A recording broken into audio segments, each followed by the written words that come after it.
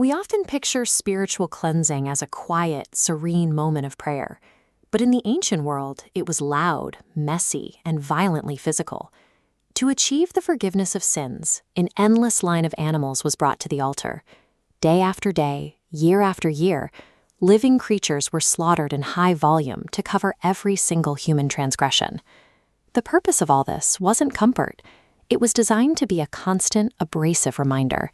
People were supposed to literally smell the stench of their own guilt on their hands. Under this system, spiritual defilement operated like a highly infectious disease, a principle known as the law of contagion. If you were unclean, that status passed to anyone or anything you touched. This relentless cycle yielded one inescapable result: condemnation. It trapped individuals in the chaotic mess of their own failures, offering no permanent escape from the machinery of the slaughterhouse. But this altar was never meant to be a permanent home. It was a provisional teacher, a harsh, physical shadow designed to make humanity ache for a better solution. To see the true cost of this system, look at the life of one specific woman.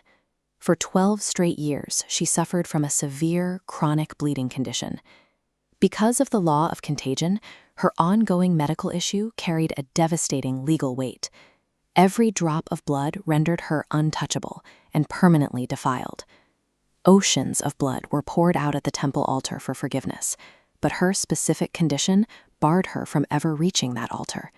The very blood that was supposed to make her clean was the reason she was kept away. Everything she touched became defiled. Over a decade of sickness, she learned to keep a wide distance from her community, living in severe social isolation to avoid infecting anyone else. For the most broken and marginalized people in this society, the ancient machinery of sacrifice provided zero access to God. It built an insurmountable barrier of isolation rather than offering a cure. Then Jesus arrives. Rather than remaining detached on a distant throne, God steps directly into this bloodied, messy reality. Elohim had a hidden plan prepared from the foundation of the world. This new arrival would take every agonizing, stench-filled method of cleansing and absorb it directly onto his own body. We see this collision happen in real time. The deeply isolated, bleeding woman makes a decision. She wades into a dense, packed crowd and presses her way toward Jesus. According to the old system, the stakes of this action are severe. If an unclean woman touches a holy teacher, the law states her defilement will flow straight into him and ruin his purity. Breaking the strictest religious law of her society required immense risk and profound instinctive faith. She knew she had to seek out true cleansing, no matter the cost. Against all odds, she reaches out through the crush of bodies and desperately grasps the hem of his garment. This diagram shows the intersection of holiness and defilement. But in that exact second, the flow of contagion runs backward. The old law fails. Instead of her defilement infecting him, his power and wholeness actively flow into her. Jesus stops and turns. He doesn't respond with condemnation. He doesn't declare her unclean. Instead, he looks at her with pleasure, at the faith she just displayed.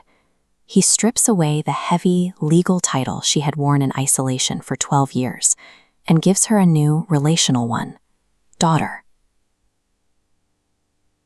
That single touch short-circuited the endless machinery of the slaughterhouse. It proved that the grace he brought is a far stronger contagion than sin. Every other sacrifice in history stayed dead. The lamb was consumed, the bull was burned to ash, and the goat was driven out and lost in the wilderness. They were offered and they were gone. Christ's sacrifice departed radically from that pattern. From a mass of torn flesh and death, the Holy Spirit raised a healed, glorious, and living body. The ultimate offering did not stay on the altar. It got up and it walked right out of the place of death. Because of this, the very sense that once condemned us has been turned. We are no longer defined by the reek of dying flesh, but are what the ancient texts call the fragrance of life. This means you can leave behind the condemnation of past mistakes. There is no need to ever return to a dead altar, endlessly repeating the same cycles of guilt.